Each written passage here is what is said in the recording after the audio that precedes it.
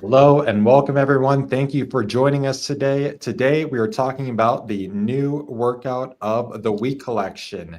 And Kaylee is joining. Kaylee is the mastermind, the architect behind the workout of the week collection. And she's going to be presenting it to you today. So let's jump into it. Let's check it out. Kaylee, tell me and tell the Stryd community all about the new workout of the week collection. Yeah, thanks. I'm excited to share all these workouts with everyone. So yeah, again, the itinerary, we're just going to look at those spring into speed workouts and then just go over how to incorporate these into your training routine. So yes, April's theme is spring into speed. And basically, I thought what a fun way to kind of kick off spring.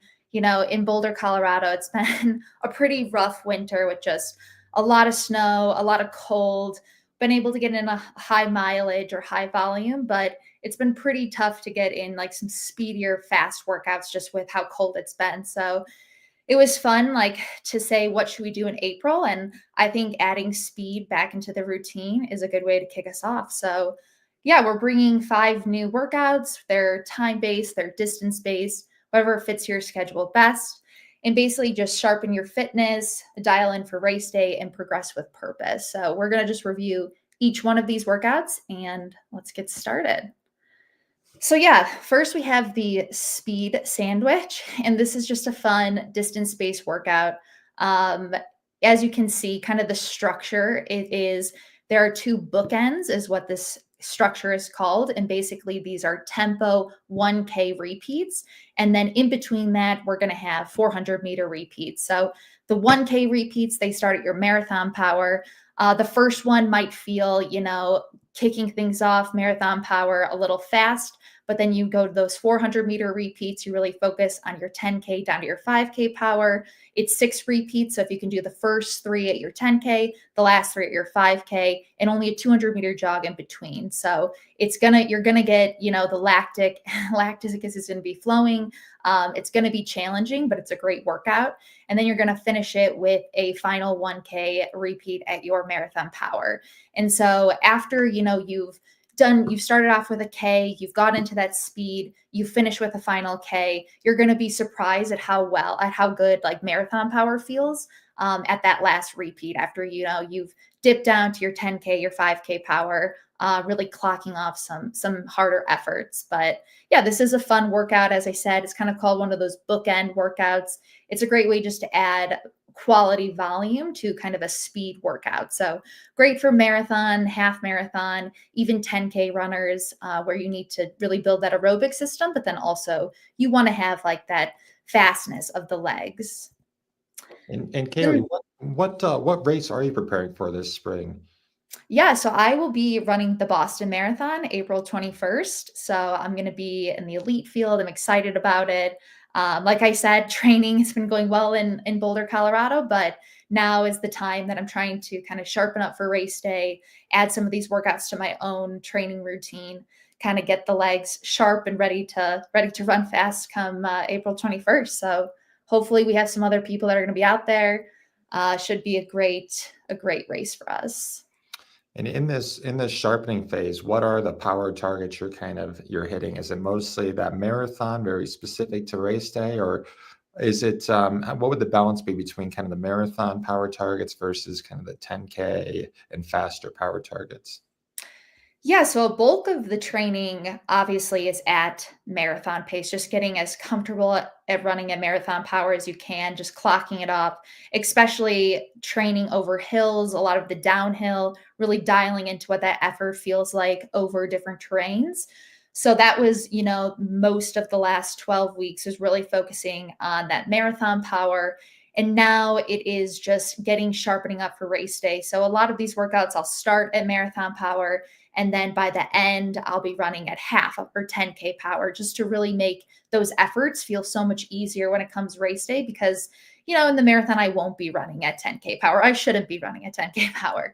But it really will make that effort feel so much easier when the time comes and you're clicking off splits and you're like, oh, like I've run so much. I've run so many splits, quicker than this at 10K power. So, I mean, the marathon should feel easy. So, that's kind of been my routine throughout the last 12 weeks. And let's say for this cruise and kick workout, I do want to put this in my training routine. I'm preparing for a very hilly 10K, the Boulder.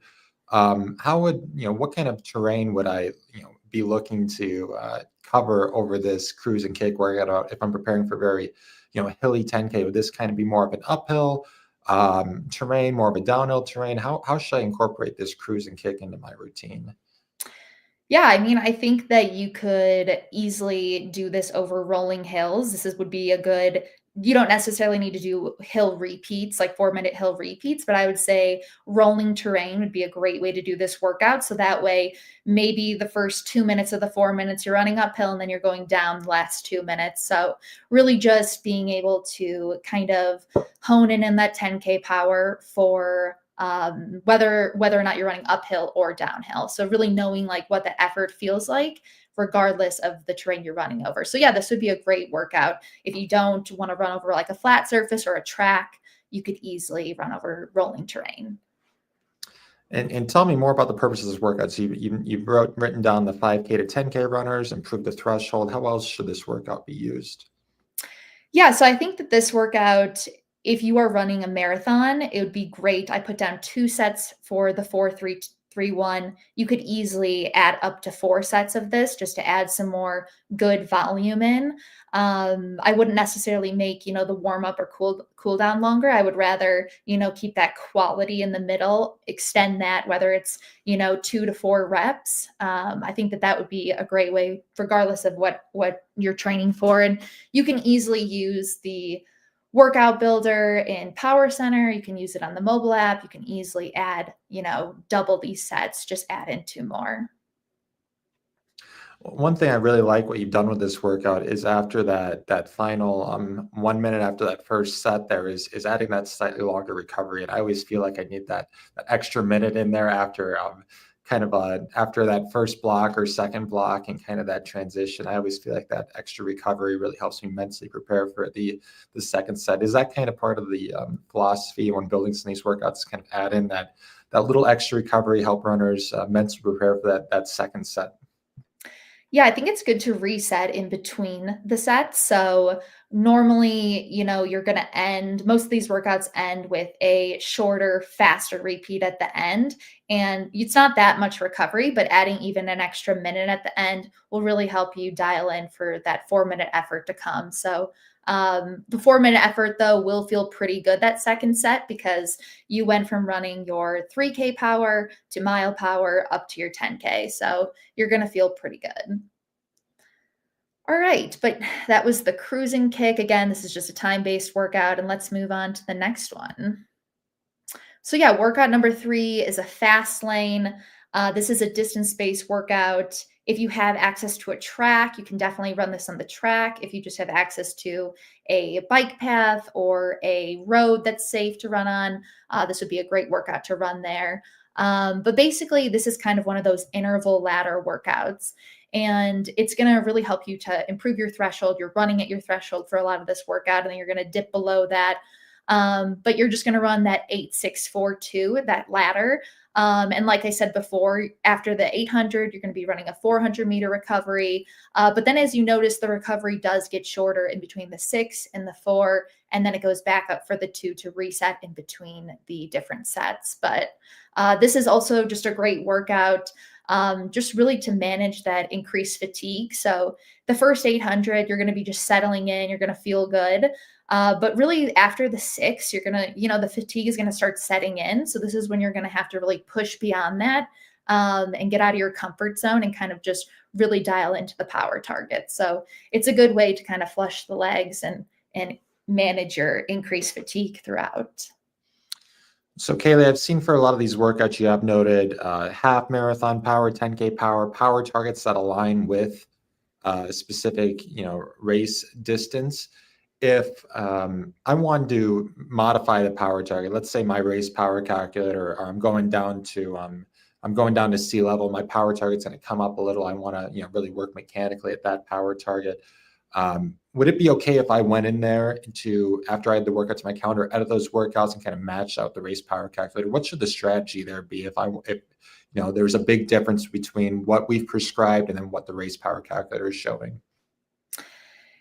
Yeah, if you are training at altitude and you're going to be running at sea level, like your critical power has not updated to reflect that you're running at sea level. So you should definitely use all the tools in the Stryd ecosystem to, dial in your training for that specific day. So we train at altitude. So if we're headed down to sea level, we are going to head to the race power calculator. I can put in, I'm training today at 0 feet above sea level, and I can see exactly what my power target should be, whether it's half marathon power, mile power. Another fun thing is, while these workouts don't prescribe this, but let's say you're just running like a 15K race or just like an odd distance race that, you might not know, like, what effort should I put in for that? The race power calculator is a great tool because you can really put any effort from mile to marathon, and see exactly the effort that you should run for that specific distance.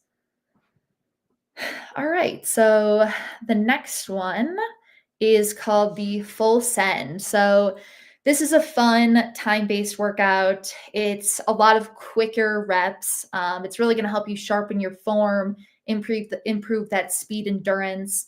It's going to start with some 20-second strides in the beginning, and these strides, while we did put a power target in there, the most important thing is just to get your legs fresh and ready to run these faster repeats to come. So that's the most important thing with these 20-second repeats. After you get through those, you're going to run four sets of 75 seconds at your 5K power, 45 seconds at your 3K power, and then 30 seconds at your 3K to mile power. So this is definitely like a really good, I use this kind of workout as like a tune-up workout, or in the latter half of my training phase, just when I want to start feeling good for like a 5K, a 10K, maybe even a half.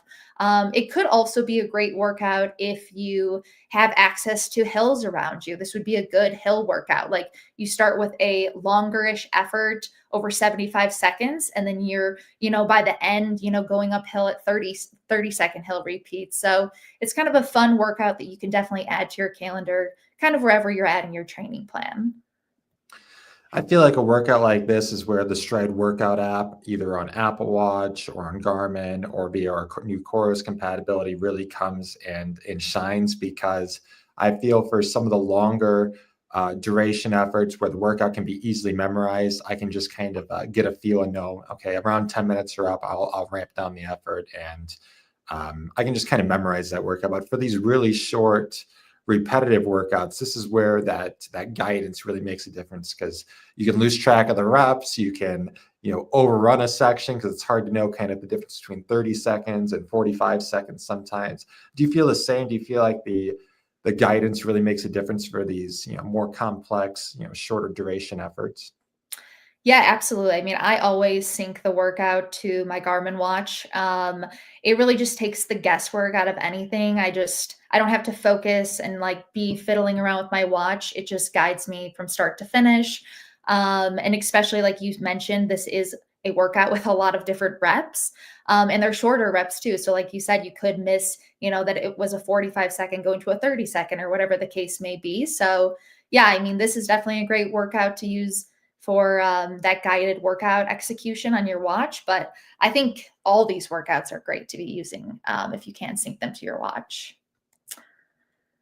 All right. And then the last workout is going to be this distance based workout. And this is a fun one I actually did the other day. It's going to start off with 2 sets of kilometer repeats at your 10K power. You're going to do a 400-meter easy recovery jog in between, and then 5 sets of 500 meters at your 5K power. And the 500 meters is kind of a funny distance. We're used to running a 400 or a 600, but really holding that 5K power for an extra 100, it really will help you with your strength and endurance, and really just dialing in for one more 100, clock it off. It's just a great workout to add in the middle of your training plan. I did this one a few weeks ago. And another good thing about this one is you can use the workout builder. Like I said, if you're running a marathon or you want to add more reps, you definitely could add this as kind of like a bookend workout. So you could add 2 more kilometers at the end and kind of make it that high quality volume workout while also having that speed of the 500s in between. You could add 2 more sets of kilometers in the beginning. So it's 4 by 1K and then 5 by 500. So yeah, there's a lot of different ways that you could tweak this to kind of fit your needs, but this is definitely a really fun one to add to your calendar.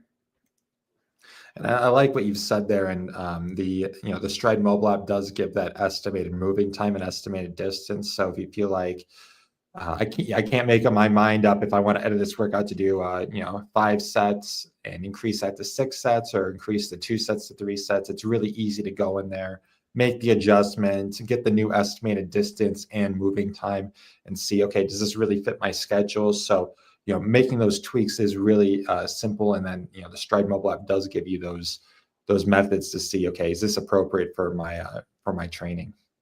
Yeah, definitely.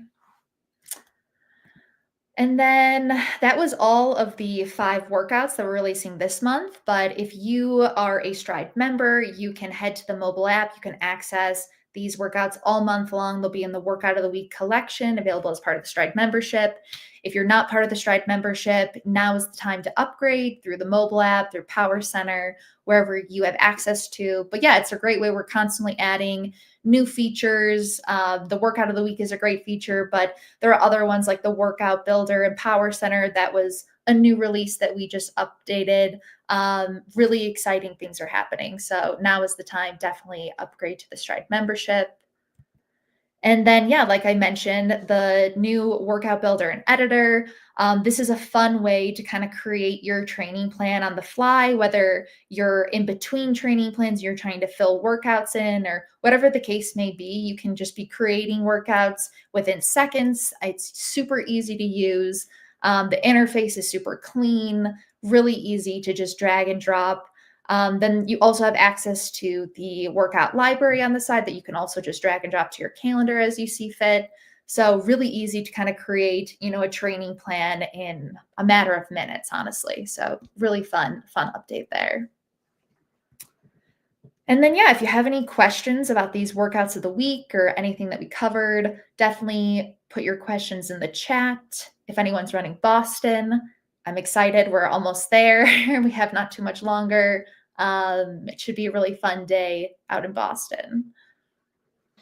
So we do have a one question, and once again, feel free to drop those in the chat here. So I'm going to add this to the stream here so everyone can see the question. And this came from Willem asking, how do you use Stryd in hilly conditions? When going uphill, the power immediately increases like crazy, so I have to walk on some sections.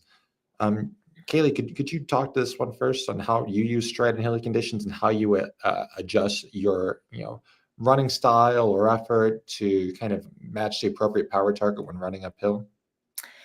Yeah, I mean, first, for my watch, I have a power averaging of, I think it's 10 seconds. So it's not instant power. So that really helps when I am going uphill. It will really be able to kind of help me. It's not giving me, the second by second change, but it's helping me just as I go up the hill and I can kind of dial things in. But I think also that, I'm trying just to think about my Boston training. I mean, just giving yourself a little bit of a range too is also very helpful. You definitely will have, like, we call it a floor and a ceiling of your power target. So you can choose, like, I'm getting to the higher end of my ceiling of this power target while I'm going up a hill. So give yourself like a generous power target, kind of to follow kind of that range. But how do you use power, Angus, over hills? Yeah, I've found as I have been training for hillier races, I have found that my cadence does change a lot when running uphill. I typically need to increase my cadence. That's where I feel most comfortable. So, kind of when I see the hill coming, I am, mindful of two things. I'm mindful that my power output will increase, and I'm mindful that my cadence will increase. And since I'm mindful my power output is likely to increase, I am checking my watch. I'm seeing those high values, and I am backing down the effort where I'm drastically shortening my stride length. So for me, mechanically, My running form does change when going uphill. I do exceed the power typically, but I am mindful I need to bring that back down, and typically I do very quickly. So, Willem, my recommendation would be you can be comfortable walking uphill in some conditions. You can still keep it a very fast, brisk walk if it's especially steep hill, or maybe you just need to potentially you might not need to walk. Maybe just shortening your stride length, increasing the cadence. That could be an appropriate way to mechanically change your run form other than walking to kind of get under that power target. So I would play with a few different things. If you're doing one of these repetitive workouts, and you're doing 6 different 500-meter efforts, try and do that over hilly conditions. Try and play mechanically with your form and see what you can find that's comfortable, allows you to stay in that right power range. And as Kaylee said, the averaging can also be your friend. If it's instantaneous and you feel like you can't adjust your form quick enough, that power average can make you more comfortable running in those conditions. So I'm staying on target.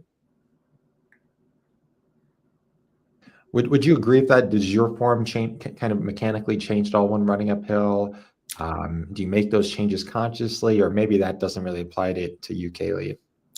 No, I think your form definitely changes when you're going uphill. And yeah, I mean, just like you said, I think it is important to change the cadence, to look at different ways to kind of back off the intensity. But I think, yeah, if I am drastically running over my power target uphill, I will dial it back. And if that means, what feels like a walk, then it feels like a walk. But just really keeping it in check, going up the hill, just so you don't.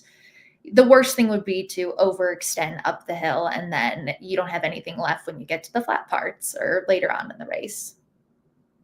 And that's something I have been more conscious of. And even when I was running, my recent marathon, I felt good exceeding the power target, but then in the back of my mind, I'm like, I better not do this because I know it's going to cost me later. So, even if you feel okay exceeding the power target, but in the case if it's a long race, you just always know there could be a consequence to that, and that it could be smart to dial it back, even if you feel good. Of course, that's the whole basis of power-based running. So, yeah, but I think definitely like a course like Boston, where the hills are at the end, if you can dial in your power when you're going downhill for that first 10K, where it's like a drastic downhill, people might be flying past you. That's fine. You're sticking to your power target. But when it comes to the hill, like you might feel like you're walking, but you're probably going to be passing people because you're running at just a consistent effort. So, and you're going to get a lot of confidence that way too, just to be like, I feel strong, even though, this might feel easy for right now. Like you feel strong, you feel confident. So that's also an important part of it. Oh, I think you're muted. So that covers all the questions we have so far. Kaylee, what else do we have for the Stryd audience? Anything else here? Yeah, just subscribe to the Stryd YouTube channel. We are doing a lot of cool things, both in the Stryd Performance Lab. We have a lot of fun athletes coming in from the area, doing different testing. We're really excited about that. And then we have a lot of updates coming along. So you want to subscribe so you are notified when those updates are coming, how you'll have a feature walkthrough, and you can be most up to date what's happening in the Stryd ecosystem. So we had one more question come in. This is from Cornelison saying, first of all, I'm happy with the new workout builder. Would it be a suggestion to add the planned and realized week totals when creating the workouts like final surge or training peaks? And that is a great question. How do you, right now I have to mentally kind of add it up when I look at the planned training for the week. Kaylee, is that what you're doing? How are you kind of looking at your planned mileage for the week after you build them on the Stryd Power Center? Yeah, when you build the workout itself, it will tell you what the moving time and the predicted amount of distance you'll cover for each workout. So you can write things down for right now. I mean, this is a great feature suggestion that hopefully we can, pass along to our development team. This is something we can do in the future. But as of right now, the workout builder in the mobile app will tell you what those workouts prescribe distance-wise and time-wise if you are duration-based workouts. you can kind of plan your training that way. So yeah, and I feel the same. I was actually, during the live stream last week, I was planning my next 2 weeks of training. I was thinking, what does this weekly mileage add up to? Is this kind of what's typical for me? Should I modify a few of these workouts to drop a few miles off? So I think that would be a really useful feature suggestion for planning out the week of training, and even being able to see RSS wise, looking at the calendar. Of course, a lot of us just naturally think in terms of miles, but then even adding in kind of that predicted RSS, looking at that, how that compares week over week, that would be really useful. All right, I think that wraps up everything for today. As Kaylee said, subscribe to the Stryd YouTube channel, turn on those notifications, because we will be bringing you more great content, getting you ready for those summer marathons, and maybe even looking further out, those fall marathons. So lots to come here, especially update-wise. So stay tuned and subscribe. all right, bye.